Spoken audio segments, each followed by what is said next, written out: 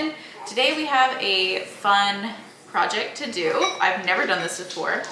We are going to be making fresh bacon. By that I mean we're going to be curing it at home, not using curing salts. We're just gonna do a salt and sugar and pepper brine, and we're gonna make some bacon. And then I also have ham. This is a fresh ham, and same thing, we're gonna be curing it with just salt and sugar, and then it is going to go on the smoker. So let's get to work. Okay, so first I'm going to tell you a little bit about the process, and then I will tell you more about the why. So I'm following a recipe that calls for 30 grams of your salt sugar mixture per 1,000 grams of meat. So the bacon and the ham both ended up being pretty close to 2,000 grams. The bacon was just a little bit over, and then the ham turned out to be just a little bit under. So just to keep things simple, I used the same measurements for both. And I did 60 grams of salt, 20 grams of sugar, and then just a pinch of black pepper for both of them. Here you can see I started measuring the salt. I thought it was going to be way more salt than it actually is in the end. So I had to take some out and get it right.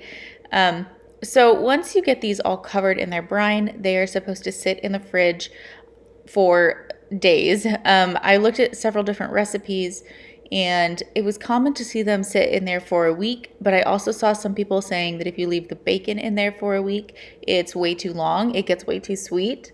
So I think what we're going to try to do is this bacon in 4 days. So this is on a Sunday. We're going to do the bacon on the smoker on a Thursday. And then this weekend, next Sunday, we will come back and do the ham, and then I will give this video to you all. So we will see how it all turned out. So here I'm just putting it on all over both sides. And this was an important project for us because we have been buying a half hog, and we haven't loved the products that we're used to having smoked and cured.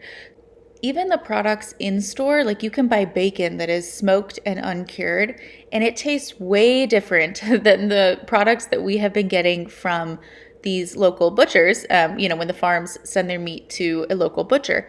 And unfortunately, we have not loved the taste. And so for the bacon, we thought we should just get these bellies, the side meat, and do it ourselves if we can do it. So I went to a local farm and I picked up these 2 side meat pieces just so that we could see if we can do something that we like. And then next time we order a half hog, we will get just the raw belly.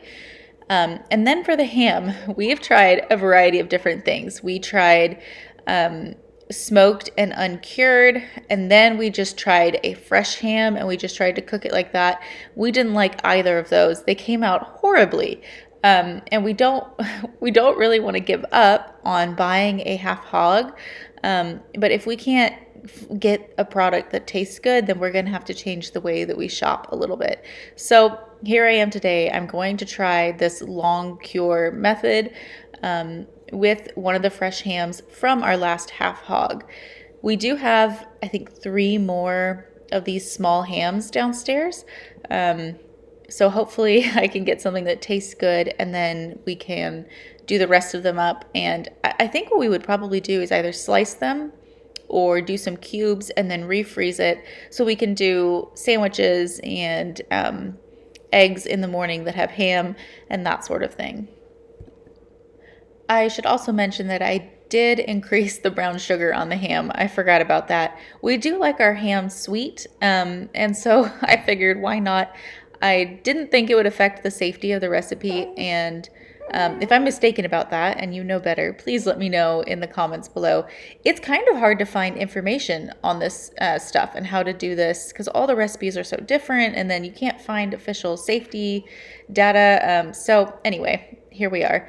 And also, if this does work out and I do this on a bigger scale, I would love to find a different way to package them for brining. I don't love the idea of them sitting in plastic and soaking for a week.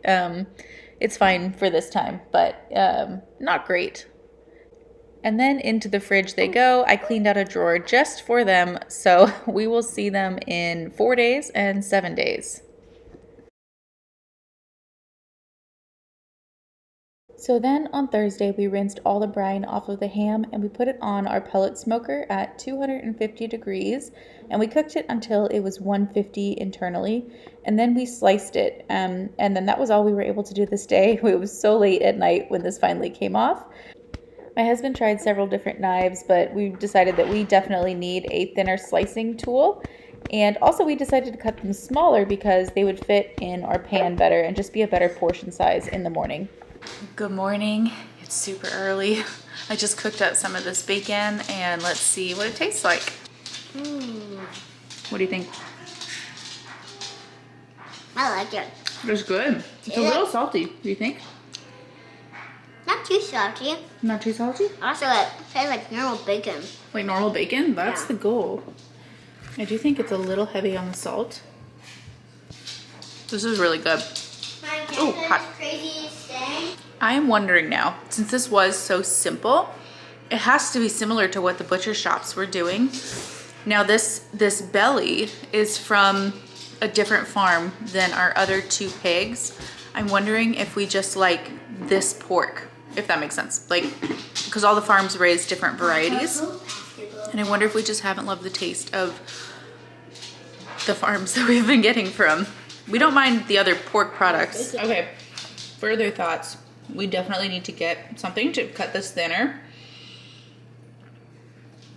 It is delicious, the parts that are thin and crispy, like bacon, but the parts that are thicker, like my son and I were trying this piece, that's pretty thick still, it holds a lot of the fat still. It doesn't all cook out, and that was not desirable. But I am really pleased. That simple rub actually made a good tasting product. It just needs to be cut the right way. So bacon. yeah, I definitely don't recommend thick cut, because see, like this piece too, it's going to retain a lot of the fat even through the parts that are crispy, just because it's so thick.